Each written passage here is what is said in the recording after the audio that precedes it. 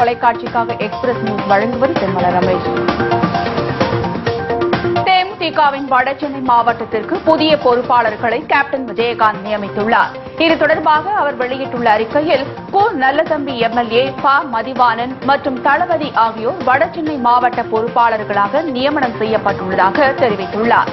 இவர்களுக்கு கழக நிர்வாகிகள், தொண்டர்கள் முழு ஒத்துழைப்பு அளிக்க வேண்டும் என கேப்டன் கேட்டுக் கொண்டுள்ளார். திண்டுக்கல் மாநகராட்சியில் நடைபெற்று வரும் தேமுதிக தேர்தல் அறிக்கை விளக்க பொதுக்கூட்டத்தில் திருமதி பிரேமலதா விஜயகாந்த் கலந்து கொண்டு சிறப்புரையாற்றுகிறார். இறுதிக்கட்ட பணிகள் நிறைவடைந்த நிலையில் தேமுதிக கலை இலக்கிய அணி சார்பில் கலை நிகழ்ச்சிகள் நடைபெற்றன. தேமுதிக தலைமையில் ஆட்சி அமைந்தால் மக்கள் நலன் காக்க செய்யக்கூடிய திட்டங்கள் குறித்து கடந்த 25ஆம் தேதி முதல் நெல்லை, தூத்துக்குடி, மதுரை, தஞ்சை, திருச்சி உள்ளிட்ட இடங்களில் திருமதி பிரேமலதா விஜயகாந்த் பொதுமக்களுக்கு எடுத்துரைத்தார். வழக்கறிஞர்கள் 4 பேர் உட்பட 6 பேரை சென்னை உயர்நீதிமன்ற நீதிபதிகளாக நியமனம் செய்து குடியரசுத் தலைவர் பிரணாப் முகர்ஜி இன்று ஒப்புதல் வழங்கியுள்ளார். உயர்நீதிமன்றத்தில் மொத்தம் 60 நீதிபதிகள் பணியிடங்கள் இருந்த நிலையில் நீதிபதிகளின் பணியிடங்கள் 75ஆக அண்மையில் உயர்த்தப்பட்டது. தற்போது 34 நீதிபதிகள் நியமிக்கப்பட்டுள்ள நிலையில் பாரதிதாசன், கிருஷ்ணகுமார், எஸ். சுந்தரம், முரளிதரன் ஆகிய வழக்கறிஞர்கள் சென்னை உயர்நீதிமன்ற பதிவாளர் பொன் கலையரசன் மற்றும் சிறு வழக்குகளை விசாரிக்கும் நீதிமன்ற நீதிபதியாக இருந்து ஓய்வு பெற்ற கோகுல்ராஜ் ஆகிய 6 பேரை நீதிபதிகளாக நியமனம் செய்து குடியரசுத் தலைவர் உத்தரவிட்டுள்ளார். வருமானத்திற்கு அதிகமாக சொத்து குவித்த வழக்கில் சிறை தண்டனை விதிக்கப்பட்ட ஜெயலலிதாவை விடுதலை செய்து கர்நாடக உயர்நீதிமன்ற நீதிபதி குமாரசாமி நீதியை சிதைத்துவிட்டார் என்று சுப்பிரமணியசாமி உச்சநீதிமன்றத்தில் கூறியுள்ளார்.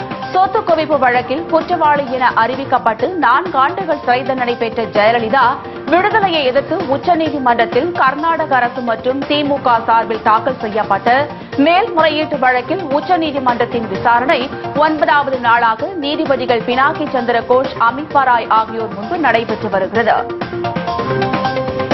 ஜெயலலிதா சொத்து குவிப்பு வழக்கில் கர்நாடக அரசு தரப்பில் மூத்த வழக்கறிஞர் பி. ஆச்சாரியா ஆஜராகி தமது இறுதி வாதத்தை முன்வைத்தார்.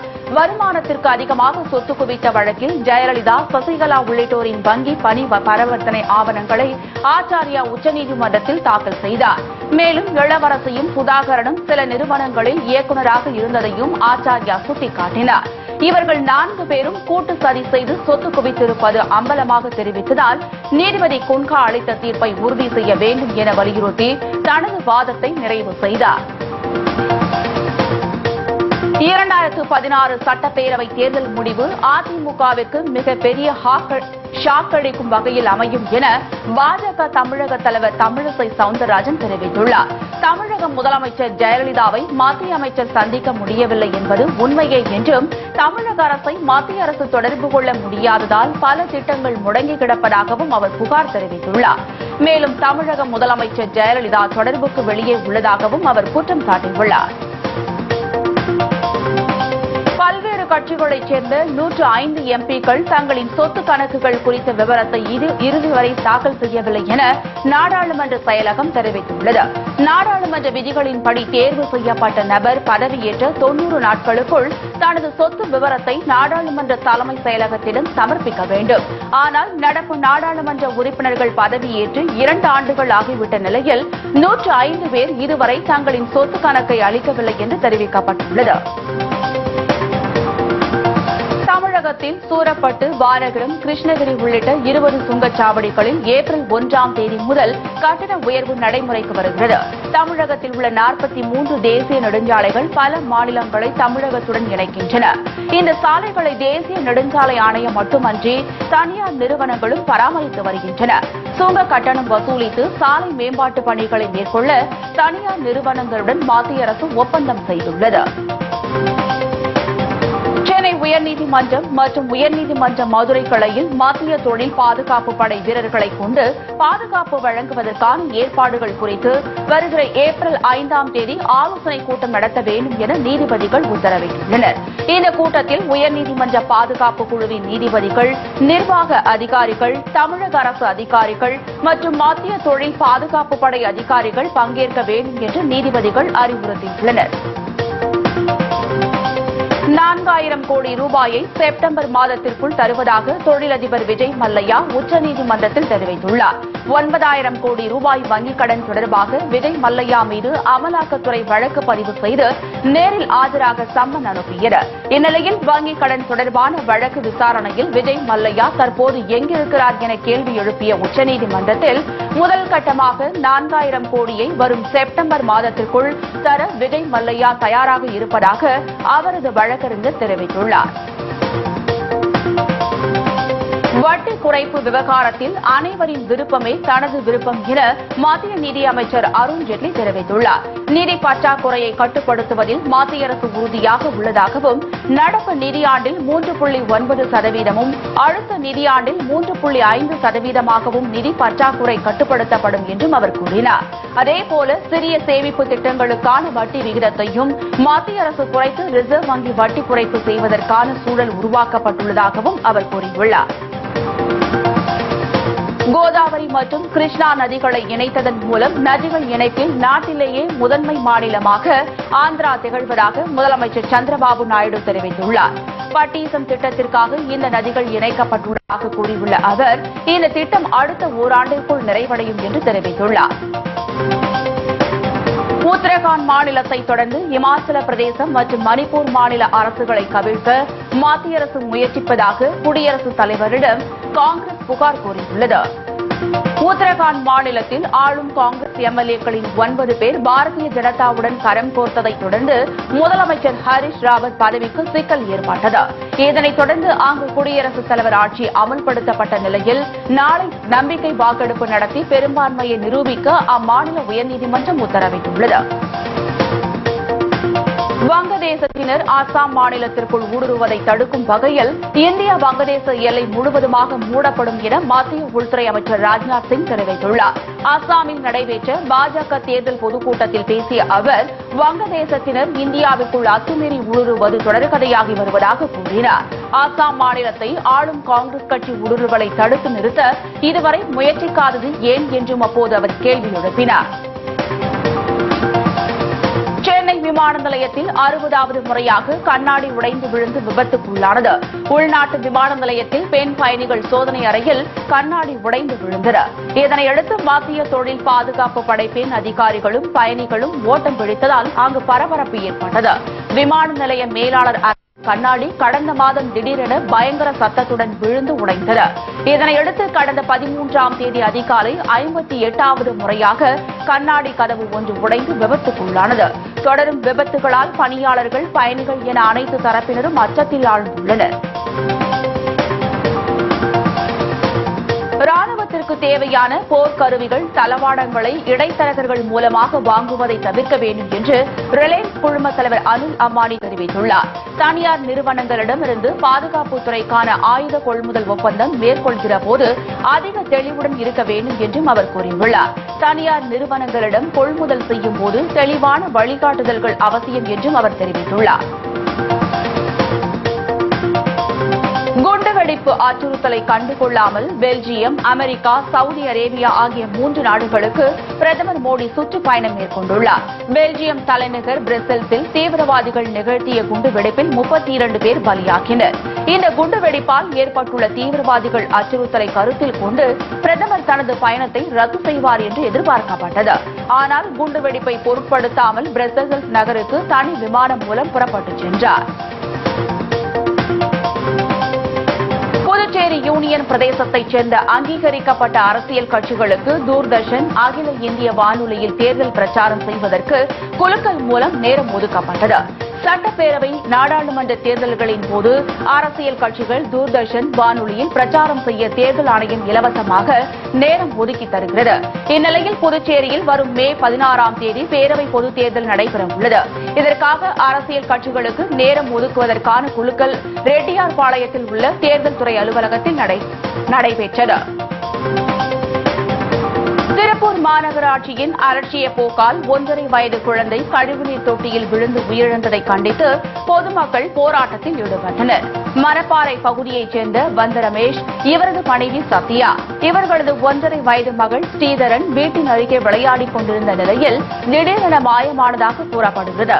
குழந்தை காணாமல் போனதைக் கண்டு அதிர்ச்சியடைந்த பெற்றோர் அங்கும் இங்கும் தேடிய நிலையில் வீட்டின் முன்பகுதியில் இருந்த சாக்கடை கழிவுநீர் தொட்டியில் குழந்தை இறந்து கிடந்த சம்பவம் பெரும் சோகத்தை ஏற்படுத்தியுள்ளது. சிறிய இடைவேளைக்கு பிறகு எக்ஸ்பிரஸ் நியூஸ் தொடரும்.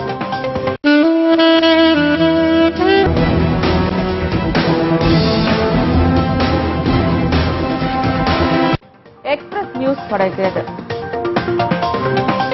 திருவாரூர் மாவட்டம் குடவாசல் அருகே மாற்றுக் கட்சியைச் சேர்ந்த ஏராளமானவர்கள் தேமுதிகவில் இணைந்தனர். குடவாசல் ஒன்றியத்திற்குட்பட்ட கடகக்குடி மற்றும் அதனை சுற்றியுள்ள பகுதிகளில் உள்ள பல்வேறு கட்சி உறுப்பினர்கள் அக்கட்சியிலிருந்து விலகி தேமுதிக மாவட்ட செயலாளர் LR பாலாஜி முன்னிலையில் தேமுதிகவில் இணைந்தனர்.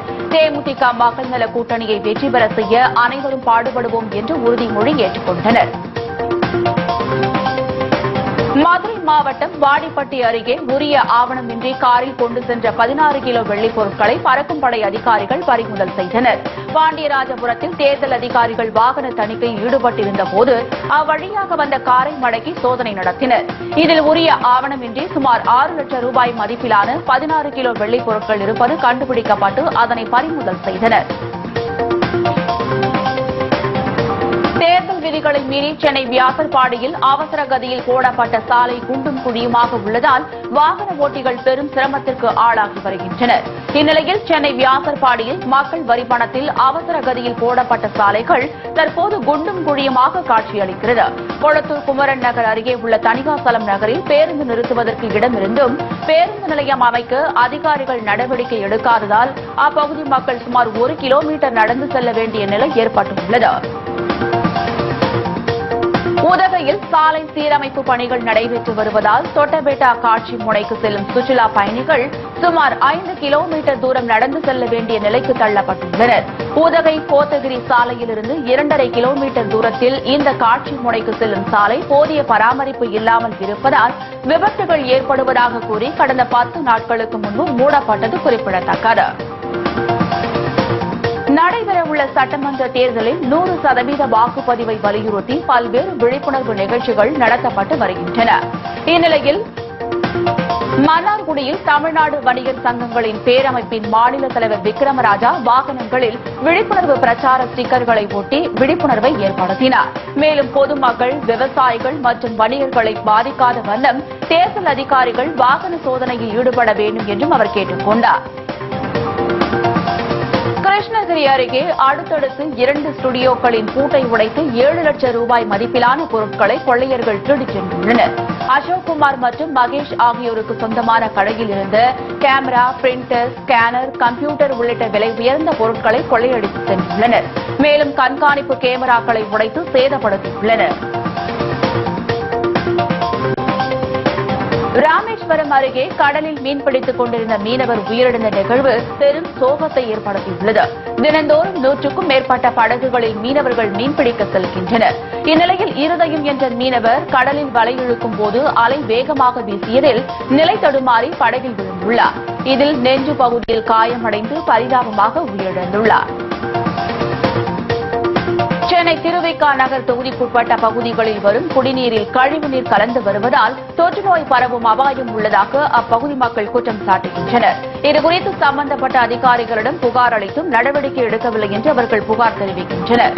மேலும் தங்கள் தொகுதி அதிமுக அமைச்சரோ மாமன்ற உறுப்பினரோ இதுவரை தொகுதி பக்கம் வரவில்லை என்று அவர்கள் குற்றம் சாட்டுகின்றனர். பொள்ளாச்சி அருகே ஊத்துக்குளியில் அமைந்துள்ள மகா காளியம்மன் கோயிலில் தீமிதிக்கும் திருவிழா வெகு சிறப்பாக நடைபெற்றது. சுமார் 300 ஆண்டுகள் பழமை வாய்ந்த இக்கோயிலில் ஆண்டுதோறும் பங்குனி மாதம் தீமிதி திருவிழா நடைபெறுவது வழக்கம். காலங்காலமாக நடைபெற்று வரும் இவ்விழாவில் சுற்றுவட்டார கிராமங்களைச் சேர்ந்த 500க்கும் மேற்பட்டவர்கள் கலந்து கொண்டு தீமிதித்து தங்களது நேர்த்திக் கடனை செலுத்தினர். மத்திய அரசு ஊழியர்களின் 36 அம்ச கோரிக்கைகளை மத்திய அரசு ஏற்காவிட்டால் ஜூலை 11ஆம் தேதி வேலைநிறுத்த போராட்டத்தில் ஈடுபட உள்ளதாக SRMU துணை பொதுச் செயலாளர் ஈஸ்வர்லால் கூறியுள்ளார். புதிய பென்ஷன் திட்டத்தை ரத்து செய்ய வேண்டும், 7வது ஊதிய குழுவை மாற்றியமைக்க வேண்டும், ரயில்வே உள்ளிட்ட பல துறைகளை தனியார் மயமாக்கலை கைவிட வேண்டும் உள்ளிட்ட பல கோரிக்கைகள் முன்வைக்கப்பட்டு வருகிறது. குடியாத்தத்தில் பெரும்பாலான தீப்பெட்டி தொழிற்சாலைகளில் பணிபுரியும் குழந்தை தொழிலாளர்களை மாவட்ட நிர்வாகம் உடனடியாக மீட்க வேண்டும் என்று சமூக ஆர்வலர்கள் கோரிக்கை விடுத்துள்ளனர். இத்தொழிலில் நேரடியாகவும் மறைமுகமாகவும் ஆயிரக்கணக்கான தொழிலாளர்கள் பணிபுரிந்து வரும் நிலையில் பல்வேறு தொழிற்சாலைகளில் சட்டவிரோதமாக குழந்தை தொழிலாளர்கள் பணிபுரிவதாகவும் பெரும்பாலான குழந்தைகள் கொத்தடிமைகளாக உள்ளதாகவும் சமூக ஆர்வலர்கள் குற்றம் சாட்டுகின்றனர். திருச்சி திருவெரும்பூர் அருகே தனியார் தொழில் நிறுவனத்தை கண்டித்து ஊழியர்கள் காவல் நிலையத்தை முற்றுகையிட்டு மனு அளித்ததால் பரபரப்பு ஏற்பட்டது. ஸ்வீடன் நாட்டிற்கு சொந்தமான டீசல் பில்டர் தயாரிக்கும் நிறுவனத்தில் பணிபுரிந்த 24 பேரை பணி நீக்கம் செய்து நிறுவனம் உத்தரவிட்டுள்ளது. நிர்வாகத்திடம் பேச்சுவார்த்தை நடத்தியும் உடன்பாடு எட்டப்படாததை அடுத்து காவல்துறை அலுவலகத்தை முற்றுகையிட்டு மனு அளித்தனர். புதுக்கோட்டை மாவட்டம் ஆலங்குடியில் தேர்தல் நடத்தை விதிமுறைகளை மீறி மகளிர் சுய உதவிக்குழுக்களுக்கு வழங்குவதற்காக வைக்கப்பட்டிருந்த 4.95 லட்சம் ரூபாய் பணத்தை பறக்கும் படை அதிகாரிகள் பறிமுதல் செய்தனர். ஆலங்குடி காமராஜர் சிலை அருகே தேனி மாவட்டத்தை தலைமையிடமாக கொண்டு செயல்படும் தனியார் தொண்டு நிறுவனம் விதிகளை மீறி அதிக அளவில் கடன் வழங்குவதாக வந்த ரகசிய தகவலை அடுத்து அதிகாரிகள் அதிரடி சோதனையில் ஈடுபட்ட போது ரொக்கப்பணம் பறிமுதல் செய்யப்பட்டது. காஞ்சிபுரம் அருகே நின்று கொண்டிருந்த லாரி மீது கார் மோதிய விபத்தில் தனியார் கல்லூரி பேராசிரியர்கள் 3 பேர் பரிதாபமாக உயிரிழந்தனர். திருச்செங்கோட்டில் உள்ள தனியார் கல்லூரி பேராசிரியர்களான ஜெகதீஷன், மகாதேவன், செந்தில் ஆகியோர் சென்ற கார் சென்னை பெங்களூர் தேசிய நெடுஞ்சாலையில் நின்று கொண்டிருந்த லாரி மீது பயங்கரமாக மோதி விபத்துக்குள்ளானது. இவர்களுடன் காரில் பயணம் செய்த பாபு மற்றும் தியாகராஜன் ஆகியோர் மருத்துவமனையில் அனுமதிக்கப்பட்டனர். திருவள்ளூர் மாவட்டம் பொன்னேரியை அடுத்த புதுவாயல் பகுதியில் சிறிய ரக சரக்கு வாகனத்தில் கொண்டு செல்லப்பட்ட 3 டன் ரேஷன் அரிசியை பறக்கும் படை அதிகாரிகள் பறிமுதல் செய்தனர். தக்காளி பெட்டிகளுக்குள் மறைத்து எடுத்துச் செல்லப்பட்ட அரிசியை அதிகாரிகள் கண்டுபிடித்தனர். எனினும் ஆந்திராவிற்கு கொண்டு செல்ல இருந்த வாகனத்தை பறிமுதல் செய்த அதிகாரிகள் தப்பி ஓடிய வாகன ஓட்டுநரை தேடி வருகின்றனர். 100% வாக்குப்பதிவை வலியுறுத்தி காஞ்சிபுரம் மாவட்ட தலைமை தபால் நிலையத்தில் கடிதங்கள் மீது விழிப்புணர்வு முத்திரை பதிவை ஆட்சியர் கஜலட்சுமி தொடங்கி வைத்தார். கடந்த 20 நாட்களுக்கும் மேலாக பேருந்து, சமையல் எரிவாயு சிலிண்டர் உள்ளிட்டவைகளின் மீது விழிப்புணர்வு வில்லைகள் உட்பட்டு வந்தன. மேலும் காஞ்சிபுரம் மாவட்டத்தில் உள்ள 150க்கும் மேற்பட்ட தபால் நிலையங்களில் கடிதங்கள் மீது விழிப்புணர்வு முத்திரைகள் ஒட்டப்படும் என ஆட்சியர் தெரிவித்தார். நாங்குநேரியில் குளிரூட்டப்பட்ட கிடங்கியை அமைக்க அதிமுக அரசு எந்த நடவடிக்கையும் எடுக்கவில்லை என விவசாயிகள் குற்றம் சாட்டியுள்ளனர். நெல்லை மாவட்டத்திற்குட்பட்ட நாங்குநேரி, களக்காடு உள்ளிட்ட பகுதிகளில் வாழை அதிக அளவில் சாகுபடி செய்யப்பட்டு வருகிறது. ஆயிரக்கணக்கான ஏக்கர் பரப்பளவில் பயிரிடப்பட்டும் வாழை மற்றும் நெல் உள்ளிட்டவைகளை பதப்படுத்தி வைக்க குளிரூட்டப்பட்ட கிடங்கி ஒன்றை அமைக்க வேண்டும் என விவசாயிகள் 40 ஆண்டுகளுக்கு மேலாக வலியுறுத்தி வருகின்றனர். கொடைக்கானலில் மாணவர்களை காய்கறி மூட்டைகளை சுமக்க வைக்கும் பள்ளி நிர்வாகம் மீது கடுமையான நடவடிக்கை எடுக்க வேண்டும் என பெற்றோர் வலியுறுத்தியுள்ளனர். கொடைக்கானல் கார்மேல்புரத்தில் புனித சூசையப்பர் தொடக்கப் பள்ளி இயங்கி வருகிறது. 1 முதல் 5ஆம் வகுப்பு வரை உள்ள இந்த பள்ளியில் மாணவ மாணவிகள் 100க்கும் மேற்பட்டோர் கல்வி பயின்று வருகின்றனர். இங்கு இயங்கும் சத்துணவு கூடத்திற்கு சுமார் 1 கிலோமீட்டர் தொலைவில் இருந்து மாணவர்கள் காய்கறி மூட்டைகளை கொண்டு வருவதாக கூறப்படுகிறது. ஈரோடு மாவட்டம் கோபிச்செட்டிப்பாளையத்தில் அடகு வைத்த நகைக்கான வட்டியை முழுமையாக செலுத்திய பிறகும் தங்கள் நகைகளை திருப்பித் தர கனரா வங்கி நிர்வாகம் மறுப்பதாக விவசாயிகள் புகார் தெரிவித்துள்ளனர். கோபிச்செட்டிப்பாளையத்தில் இயங்கி வரும் கனரா வங்கி நிர்வாகம் நகைக்கான வட்டியை முழுமையாக செலுத்திய பிறகும் விவசாயிகளிடம் நகைகளை திரும்ப ஒப்படைக்க மறுப்பதாக கூறப்படுகிறது. கொடைக்கானல் பகுதியில் சுமார் 1 மணி நேரம் கொட்டி தீர்த்த மழையால் விவசாயிகள் மற்றும் சுற்றுலா பயணிகள் மகிழ்ச்சியடைந்தனர். மலைகளின் இளவரசி என்று அழைக்கப்படும் கொடைக்கானல் பகுதியில் கடந்த 2 மாதமாக வெயிலின் தாக்கம் அதிகமாக இருந்ததால் இளநீர், தர்பூசணி மற்றும் குளிர்பான கடைகளில் மக்கள் நாடி வந்தனர். நீலகிரி மாவட்டம் கூடலூர் அருகே மனிதர்களை கொன்று வரும் ஒற்றை காட்டு யானையை பிடிக்க நடவடிக்கை எடுக்க வேண்டும் என பொதுமக்கள் கோரிக்கை விடுத்துள்ளனர். கூடலூர் அருகே தனியார் தோட்டத்தில் காவலாளியாக பணியாற்றி வந்த ராதாகிருஷ்ணன் என்பவர் தனது நண்பர் அன்பழகனுடன் சென்று கொண்டிருந்த போது காட்டு யானை துரத்தியது. இதில் நிலை தடுமாறி கீழே விழுந்த ராதாகிருஷ்ணன் யானை தாக்கி மிதித்ததில் அவர் சம்பவ இடத்திலேயே பரிதாபமாக உயிரிழந்தார். காயமடைந்த அன்பழகன் கூடலூர் அரசு மருத்துவமனையில் சிகிச்சை பெற்று வருகிறார். ராமநாதபுரத்தில் ஆட்டோ ஓட்டுநர் கொலை வழக்கில் தொடர்புடைய 2 பேர் மேலூர் நீதிமன்றத்தில் சரணடைந்தனர். கடந்த 23ஆம் தேதி ராமநாதபுரம் மாவட்டம் அபிராமத்தில் விக்னேஷ் என்ற ஆட்டோ ஓட்டுநர் மர்ம நபர்களால் படுகொலை செய்யப்பட்டார். இந்நிலையில் மதுரை அண்ணா நகர் பகுதியைச் சேர்ந்த சங்கர நாராயணன், புதூர் பகுதியைச் சேர்ந்த கார்த்திக் ஆகியோர் மேலூர் குற்றவியல் நடுவர் நீதிமன்றத்தில் சரணடைந்தனர். சிறிய இடைவேளைக்கு பிறகு எக்ஸ்பிரஸ் நியூஸ் தொடரும். நம்ம வீட்ல யாருக்கு வயசு அதிகம்? எக்ஸ்பிரஸ் நியூஸ் தொடர்கிறது. மியான்மர் அதிபராக ஹதீம் கியா இன்று பதவியேற்றுக் கொண்டார். ஏப்ரல் 1ஆம் தேதி முறைப்படி அதிபராக பொறுப்பேற்றுக் கொள்கிறார். 70 வயது நிரம்பிய ஹதீம் கியா ஆங் சான் சூச்சியின் முன்னாள் கார் டிரைவரும் நெருங்கிய உதவியாளரும் ஆவார். மியான்மரில் கடந்த நவம்பர் மாதம் நடைபெற்ற நாடாளுமன்ற தேர்தலில் சூச்சியின் தேசிய ஜனநாயக லீக் மகத்தான வெற்றி பெற்றது.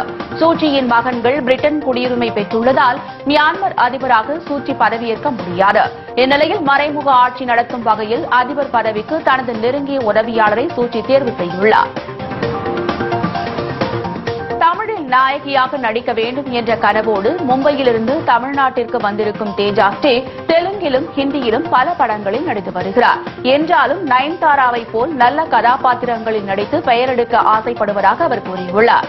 படத்திற்கு அவசியம் என்றால் கவர்ச்சியாக நடிக்கவும் தயார் என்றும் தேஜாஸ்ரீ கூறியுள்ளார். ஆஸ்திரேலியாவிற்கு எதிரான கடைசி லீக் ஆட்டத்தில் கணுக்காலில் ஏற்பட்ட காயம் காரணமாக மேற்கிந்திய அணிக்கு எதிரான அரையிறுதிப் போட்டியிலிருந்து இந்திய வீரர் யுவராஜ் சிங் விலகியுள்ளார். அவருக்கு பதிலாக இளம் வீரர் மனிஷ் பாண்டேவிற்கு வாய்ப்பு அளிக்கப்பட்டுள்ளது. 26 வயதான மனிஷ் பாண்டே கடந்த ஜனவரி மாதம் ஆஸ்திரேலியாவிற்கு எதிரான ஒருநாள் போட்டியில் தனது முதல் சதத்தை அடித்து முத்திரை பதித்திருந்தார்.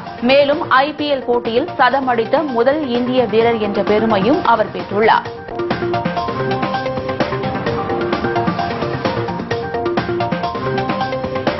இத்துடன் எக்ஸ்பிரஸ் நியூஸ் நிறைவடைகிறது. மீண்டும் செய்திகள் இரவு 8 மணிக்கு. செய்திகளை உள்ளபடி உடனுக்குடன் தெரிந்து கொள்ள நமது கேப்டன் நியூஸ் தொலைக்காட்சியை பாருங்கள். வணக்கம்.